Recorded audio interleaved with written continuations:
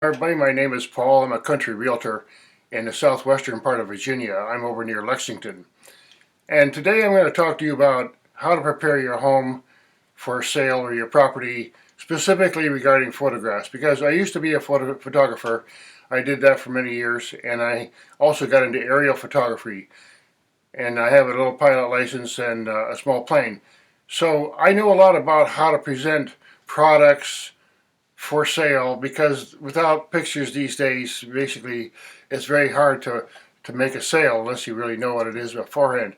Property is a very special type of thing because it's very hard to photograph a property properly because, for example, there's a lot of pictures that may be needed to fully illustrate a home, especially a big home.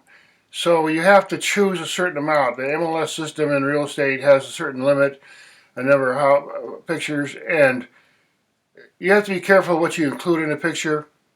So one thing I suggest is to get familiar with the camera and the lighting and take some practice pictures around your household and just kind of look at them and review them. And if you know a little bit about Photoshop or those kind of programs, you can lighten up the light, the exposure some, and do some things like that, and maybe sharpen a bit or whatever if necessary. But you don't want to distort any pictures that you're going to use to try to sell your home. Now, one thing a lot of people don't realize is that these simple phones, little iPhones and so on, we all know they have great cameras these days. In fact, honestly, the iPhone can take some pretty nice, really great pictures compared to professional cameras I used to use. So the whole question is the lens. If you don't have the right kind of lens on your camera, you're going to distort whatever you take a picture of. And that particularly applies to the wide angle setting that's common on a lot of these phones and so on. That it'll make a room look a lot bigger than it is, and sometimes it'll make the distortions and so on. So what you have to do is you have to get, let's say you want a picture of a room in a typical bedroom, maybe a small bedroom, maybe 10 by 14 feet or something like that. Well, I know how I've taken a lot of those kind of pictures. You stick the camera up to the door of the little room and you try to take a picture of the whole room, and you pretty much get the whole room with one picture, but it might be a little bit distorted because the lens might make it look bigger than it is and so on. So just be aware of that tendency when you photograph with a phone or a small camera. I think it's very effective to use video sometimes.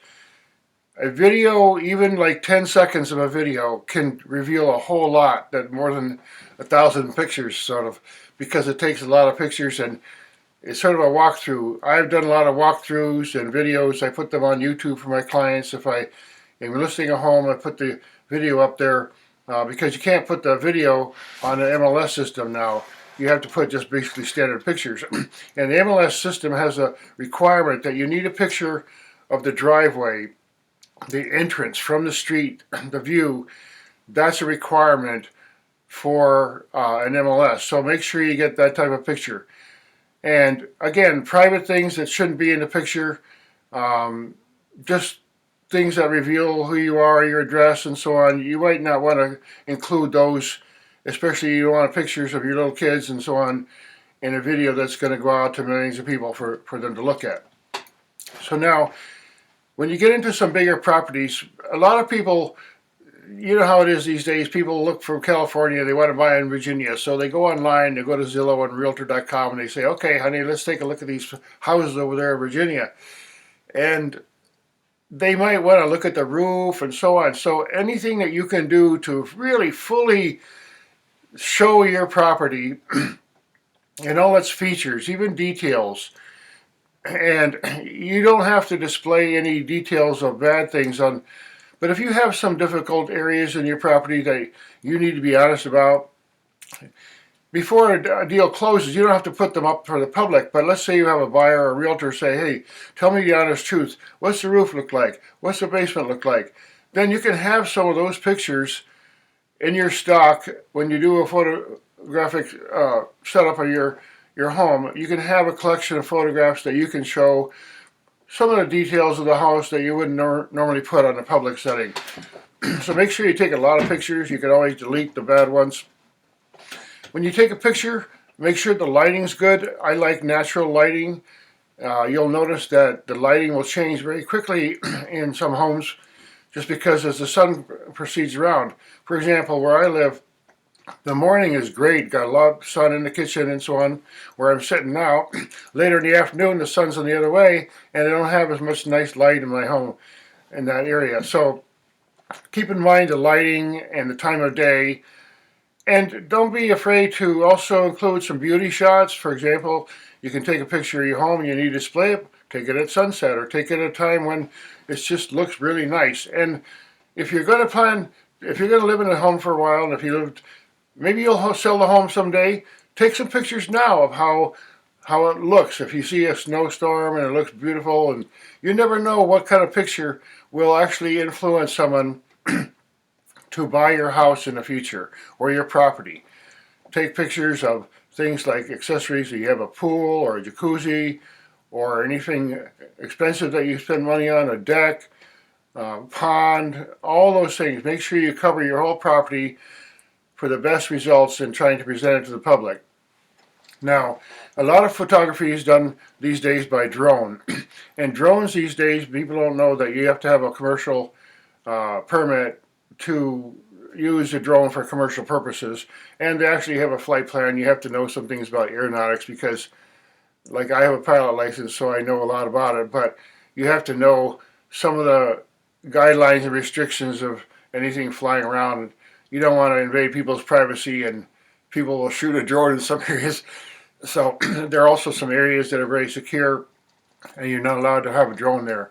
But if you have a drone of your own and you might want to take a few pictures, they're not very expensive these days. You just get a little video of your drone of your house, and that will really impress any realtor who comes to help you sell your house, because a lot of realtors, they don't really know photography very well in the first place.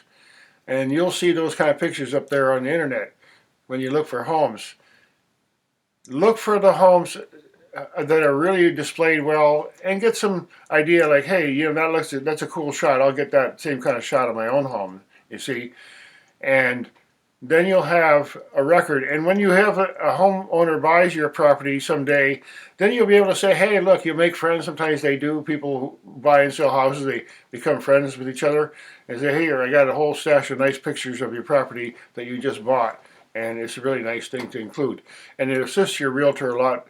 You'll save a whole lot of time, because I photograph a lot of people's properties to sell them. And also, if I'm working with a buyer, I'll go out and scout, and I'll take a view of a property. If someone can't come and take a look at it for themselves, I'll also do that. So I have my contact information here on my site here. I appreciate the feedback. I do scouting and buyer agency as well. I'm a specialist in the rural area and Southwest Virginia, the Shenandoah Valley, the Blue Ridge Parkway, Smith Mountain Lake. Just absolutely wonderful area to live and homestead and buy recreational property and land. So thanks again for listening, and please contact me if you have any questions. I'll be happy to assist you in any way I can. Thanks.